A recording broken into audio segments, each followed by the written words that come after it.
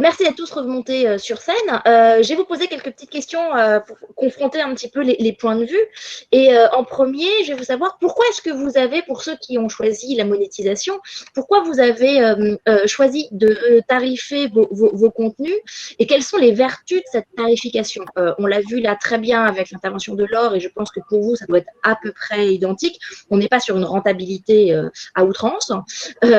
Donc, quelles peuvent être les vertus et pourquoi avoir choisi de monétiser?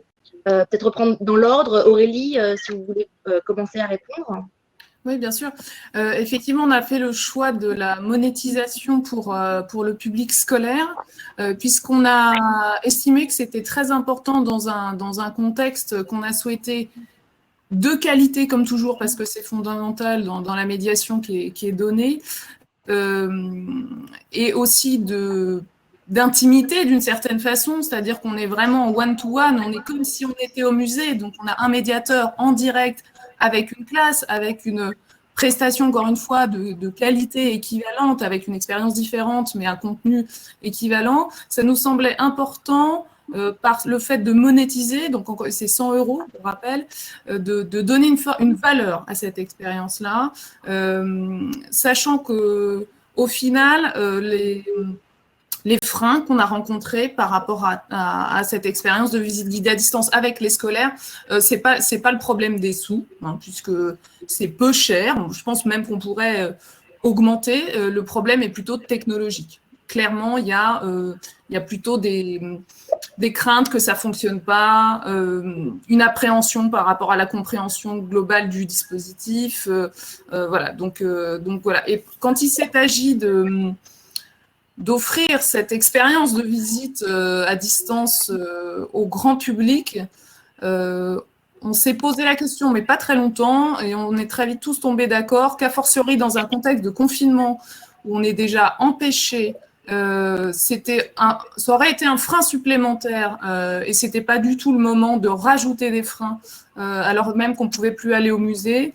Et puis en plus, c'est pas la même expérience de visite puisque là, on est en grand public, hein, on avait jusqu'à une centaine de personnes en direct pour l'instant, pour celles qui ont le plus fonctionné en direct. Et évidemment, c'est pas la même expérience que quand on est un petit groupe de 20 personnes. Donc voilà, ça nous paraissait plus pertinent de laisser la gratuité. Après, une des questions qu'on se pose en ce moment, c'est j'ai vu ça au musée du Caire il n'y a pas longtemps. Est-ce que si on proposait des visites en one-to-one, cette fois, avec une famille qui aurait son médiateur privé, en quelque sorte, une visite privée, là, peut-être qu'on va se reposer la question de la monétisation. Bien, merci. Je ne sais pas si Nicolas, vous voulez monter sur scène pour parler, pour donner votre point de vue, vous, sur la monétisation à Verdun. Sinon, en attendant, je vous laisse. Amélie, est-ce que vous voulez parler sur le fait, vous, sur le refus de monétiser? Est-ce que je peux juste compléter sur… Oui. Parce que la question m'est posée dans le chat, en fait, par rapport à l'Histopad. Et je laisserai peut-être Bruno répondre sur l'Expopad. Mais l'Histopad, en fait, il est donné à chaque visiteur de plus de 6 ans. Et on a fait le choix en fait de l'intégrer dans le prix du billet. Et pour cela, on est passé d'un billet qui était précédemment à 8,50 € en plein tarif adulte à 9,90 €. Oui, merci Magali d'apporter cette précision parce que effectivement, le modèle de l'Histopad, c'est que il est inclus dans le prix du billet, donc c'est un service universel et c'est le visiteur qui paye. Et nous ne nous ingérons pas dans la politique tarifaire de l'institution, mais tous nos partenaires ont fait ce que Magali a fait, c'est-à-dire qu'ils ont révisé leurs tarifs à la hausse, avec parfois des catégories de tarifs qui ont une augmentation supérieure ou inférieure à la redevance selon leur politique tarifaire, mais qui en moyenne permettent que l'ensemble des visiteurs va financer le service. Donc l'Histopad, c'est une redevance fixe par visiteur payant. Je précise que ça n'exclut pas forcément les visiteurs gratuits, auquel cas l'institution peut proposer la location payante de l'Histopad pour une somme très modique de 2 € par exemple. Ça, c'est le modèle de la fréquentation du musée. Et ensuite, lorsqu'il s'agit de l'Expopad, on est sur une prestation, c'est-à-dire qu'ensemble, on va vendre au musée américain, en l'occurrence celui qu'on a présenté tout à l'heure, va acheter cette exposition pour un montant fixe. On est dans un musée national, c'est un musée à entrée gratuite, et donc le système américain fait que le client, en quelque sorte, c'est la fondation du musée qui va financer l'opération, et elle-même le fait sur la base de budget qu'elle obtient de la part de donateurs, de mécènes du musée. Vous connaissez le système américain, je pense. Tous les musées nationaux ont une fondation qui a à charge de trouver les financements pour la partie investissement, on va dire, du musée. Et puis un dernier point, pour répondre à Didier Rolls, sur l'arbitrage à faire entre… alors, je ne sais pas si c'est une question pour l'Histopad, en fait, j'ai un doute. Donc, je répondrai si elle revient sur le chat pour ne pas monopoliser la parole. Voilà, merci. Très bien. Bon, Nicolas est reparti, il nous répondra peut-être par la suite. Je vais avancer dans les questions. Vous êtes nombreux à avoir utilisé une forme de B2B, en fait, et non de B2C. J'imagine que c'est pour des questions de démocratisation, de faire appel d'un côté aux scolaires, de l'autre côté, de faire payer donc les musées américains, pour le coup. Aurélie, Bruno, je ne sais pas ce que vous avez à répondre sur ces questions-là. Pour le musée de la Grande Guerre et pour le public scolaire, de toute façon, enfin voilà, la question était réglée d'elle-même. C'est-à-dire à partir du moment où on faisait payer, ça passait par l'éducation nationale. Et puis il y a une habitude de paiement des visites scolaires in situ. Donc de le faire pour le grand public, parce qu'on pourrait avoir le même système pour le grand public avec un tarif évidemment beaucoup moins cher, mais c'est quelque chose qui pourrait. Alors que volontairement, vous êtes pour la diversification vers le grand public, vous êtes allé sur des outils gratuits. Oui, clairement, sur tous nos outils, hein, on évoquait aussi, effectivement, je remercie ADPMA, ce qu'on a fait avec Ask Mona, on a créé Ask Marion, qui est un chatbot de découverte du circuit de la bataille de la Marne. Je nous regarde faire, nous aussi, hein, c'est-à-dire que c'est vrai que moi, en tant qu'usager, c'est rare que j'aille vers du payant sur de l'outil numérique, et quand je le fais, c'est en général parce que je sais que c'est une qualité de contenu, en tout cas un contenu privilégié que je ne pourrais pas avoir autrement.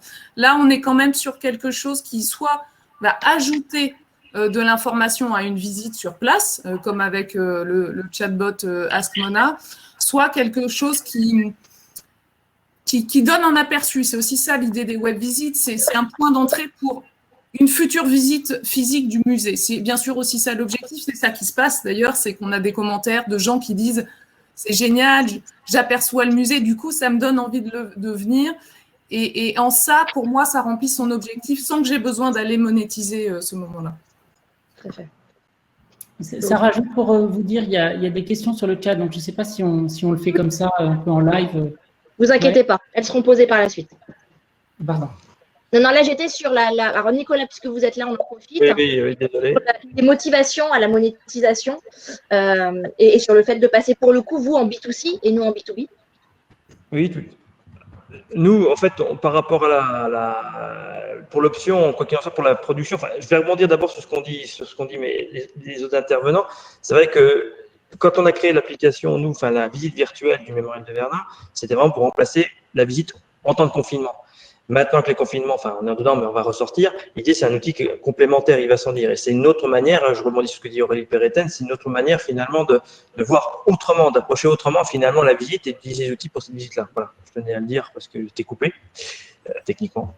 Et oui, alors nous, par rapport pour notre production, on a été approché par une société, en fait, une entreprise qui était spécialisée dans le domaine, là, au début du confinement, je parle du premier confinement. Et le travail que nous avons réalisé est un travail qui a été fait en partenariat, c'est-à-dire qu'eux avaient le savoir-faire technique et nous avons apporté le contenu scientifique, avec l'objectif finalement de créer une synergie entre leurs compétences et les nôtres pour pouvoir mettre en place cette application. Alors je ne sais pas si je rebondis tout de suite parce que malheureusement je suis désolé, ça a été coupé.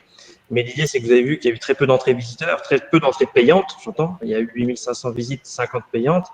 Alors évidemment, c'est une projection sur le long terme, mais encore une fois, c'est un outil qui est remarquable pour les collègues, je pense aux collègues enseignants, pour préparer la visite, pour se saisir ça, de pouvoir connaître la structure du musée, connaître la muséographie, si vous voulez, par une visite préliminaire, afin de préparer au mieux la visite avec leurs élèves, en fait.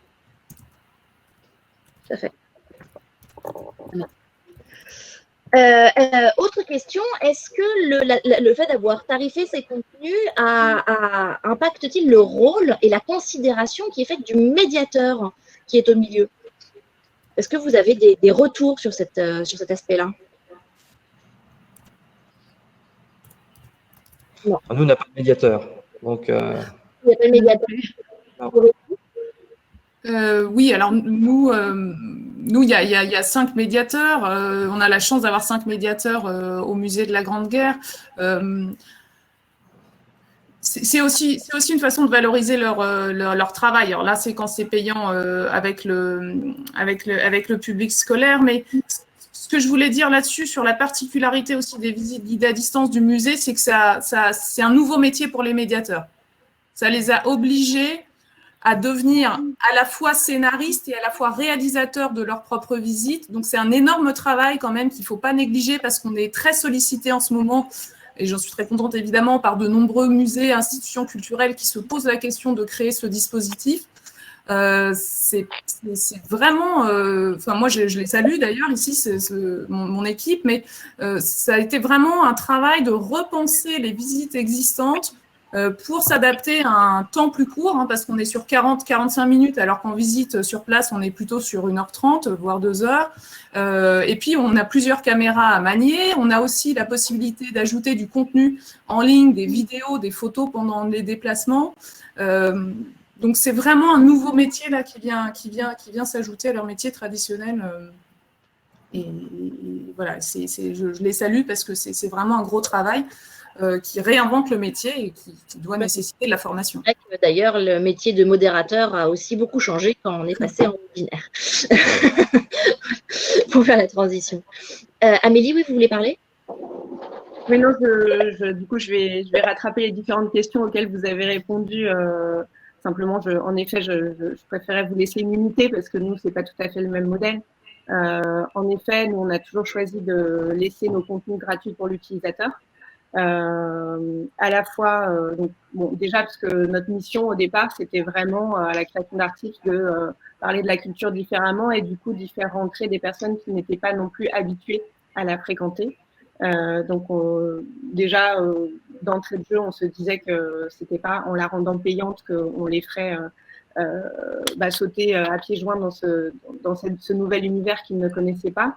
Et après, simplement, oui, nos utilisateurs ou nos abonnés choisissent de s'abonner à nos newsletters d'une part et ils la reçoivent 1 à 8 fois par semaine et ont du coup dans leur boîte mail une histoire de 2 minutes sur la culture.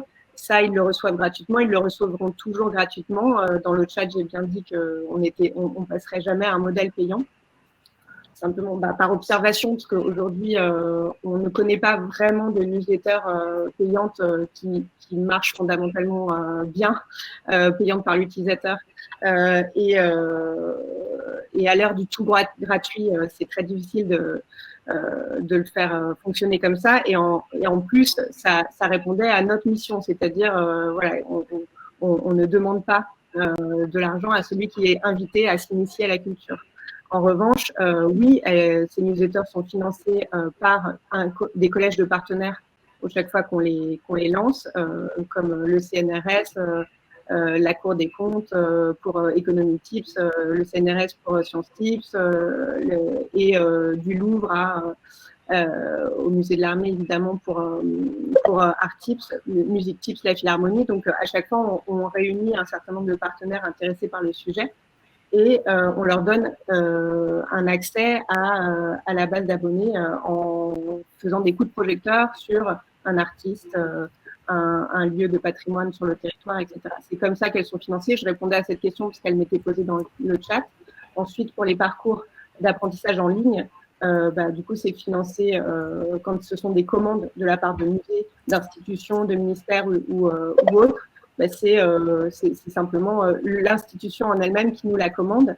Et ensuite, on a choisi de le rendre gratuit pour l'utilisateur. Donc, en effet, c'est un modèle de B2B2C, en gros.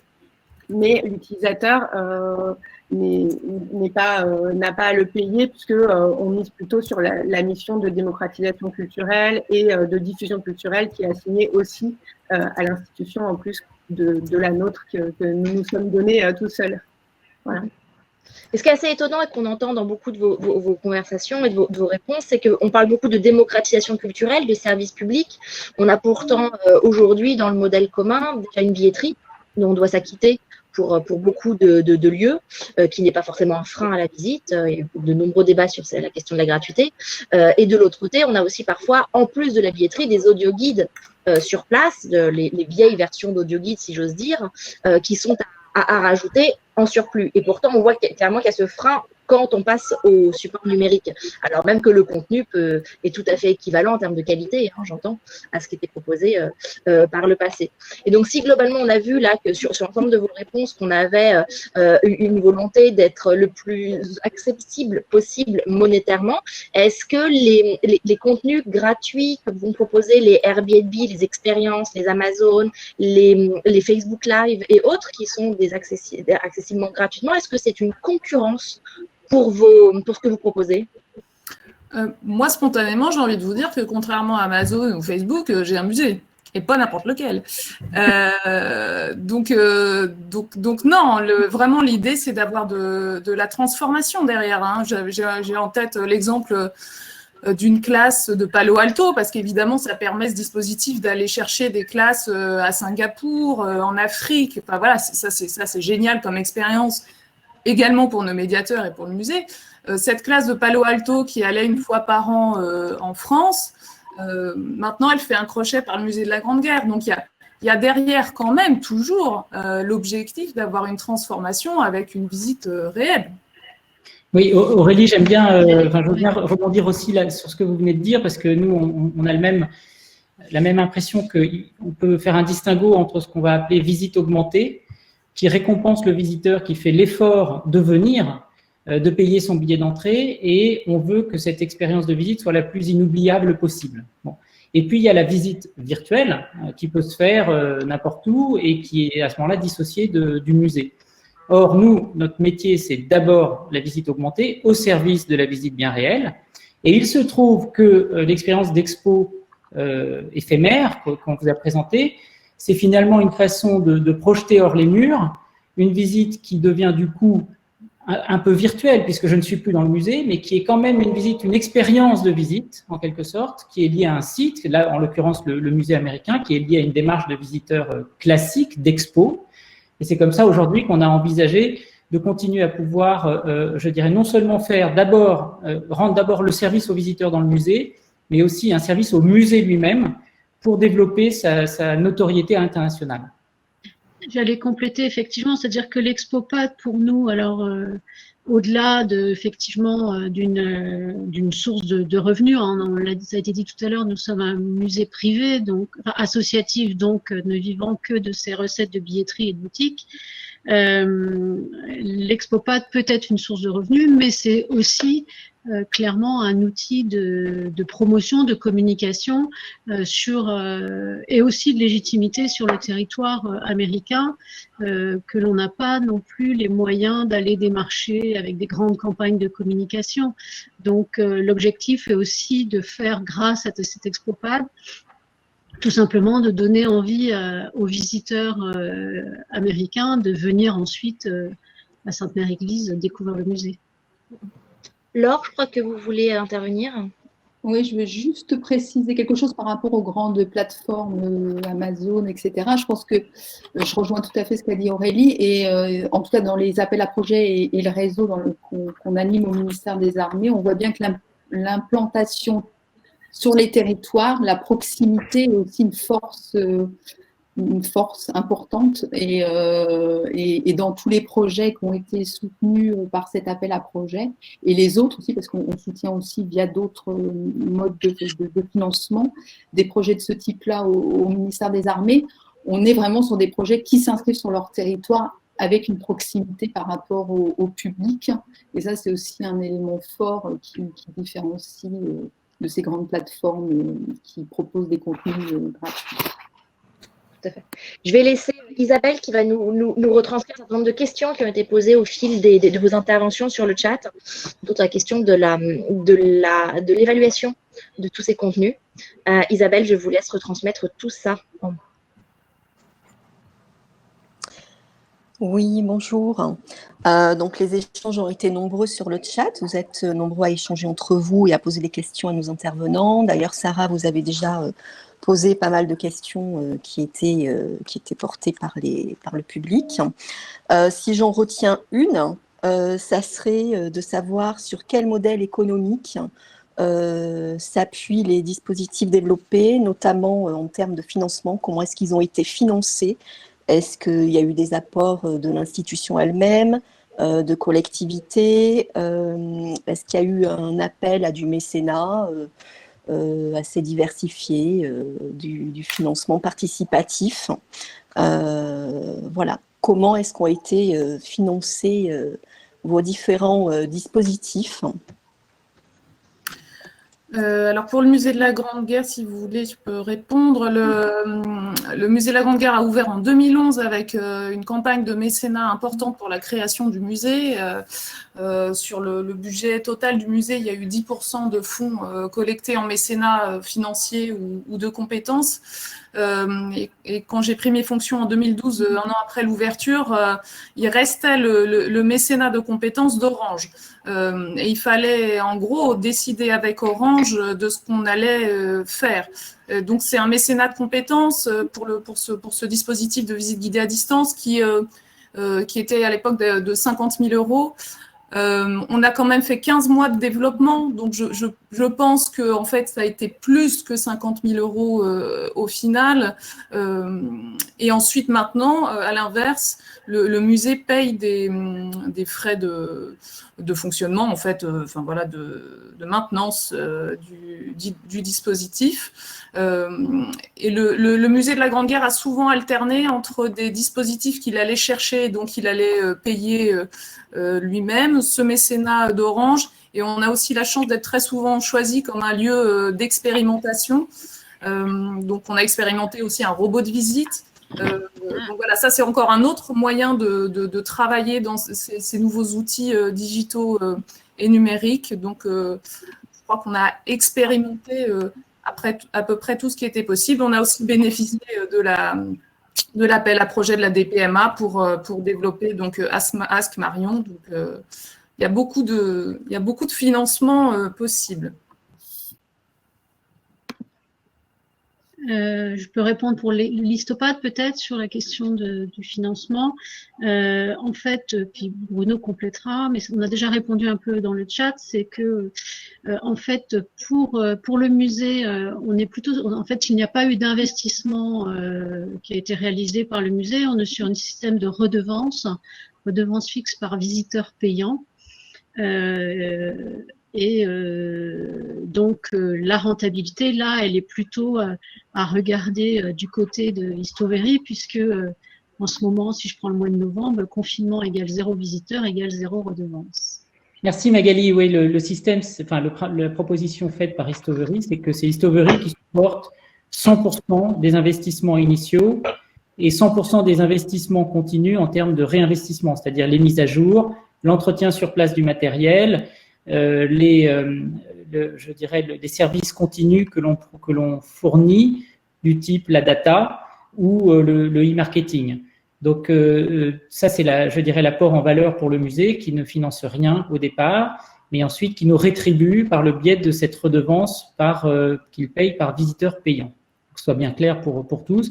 Et donc le musée n'a jamais aucun frais lié à la solution de visite augmentée complète qu'on lui apporte et qu'on entretient dans la durée. J'insiste sur le caractère évolutif, non seulement du software, enfin des contenus et des fonctionnalités et des performances de la solution, mais aussi du hardware. Et donc, le musée n'a aucun souci, si je puis dire, vis-à-vis de sa flotte de matériel, puisque c'est nous qui en sommes responsables et qui la faisons évoluer dans le temps également. Juste quand même pour une question aussi par rapport aux échanges qu'on voit, pour rebondir à une question que nous on se pose en ce moment, on a un audio guide classique au musée de la Grande Guerre qui est payant, donc on paye 2 € en plus du prix du billet actuellement.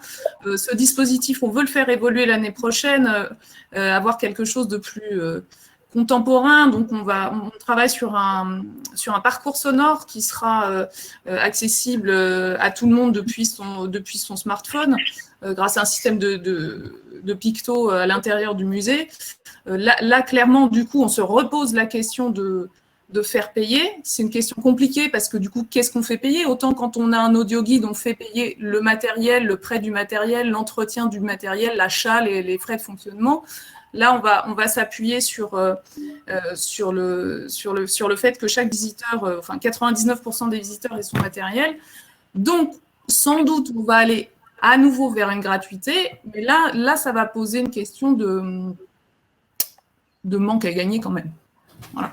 Puisque là, on va clairement à la fois faire une offre plus actuelle, plus contemporaine, plus riche, c'est évidemment l'objectif, mais qui va aussi nous coûter moins, mais nous rapporter moins. C'est une question d'équilibre économique. Alors, je précise, parce que je vois que c'est une question qui revient aussi sur le chat et un débat très intéressant, que nous avons 15 histopades en activité aujourd'hui, en exploitation. Et dans les 15 histopades, on observe plutôt une augmentation des revenus pour le partenaire, c'est-à-dire que même si le prix du billet a pu augmenter pour le visiteur, le nombre de visiteurs a augmenté. Donc c'est un schéma finalement gagnant-gagnant, où le service de visite augmenté qu'on apporte, qui a un coût, permet quand même au musée de recruter des nouveaux visiteurs, de recruter des nouveaux publics, d'augmenter sa notoriété et surtout d'augmenter la satisfaction de ces visiteurs. Et ça, on le mesure précisément. Donc, ce sont toujours des datas qui viennent étayer ce que je vous dis. C'est ce que je voulais ajouter. En effet, le retour sur investissement, il n'est pas toujours financier non plus. C'est-à-dire qu'il est dans la fidélisation, dans le fait de faire en sorte qu'un public se souvienne de la visite, ait envie de revenir, ait envie d'en parler autour de lui, et donc créer d'autres visites. Pour nos dispositifs en ligne, par exemple, nous, les utilisateurs passent en moyenne 42 minutes au contact du contenu. En moyenne, hein. Donc il faut se dire que voilà, c'est 42 minutes que l'utilisateur a passé en compagnie du musée, de ses œuvres, du contenu qu'on a pu créer autour, des histoires qui vont lui rester. Et l'idée n'est pas d'avoir un retour sur investissement financier immédiat, c'est vraiment tout ce lien de communauté, de fidélisation qui aura été créé, qui a une vraie valeur pour tous les musées. Tout à fait. Je vais laisser la parole à Emeline qui va nous faire un petit condensé de l'ensemble des interventions qui a eu lieu via la restitution graphique qu'elle a fait au fur et à mesure de la rencontre.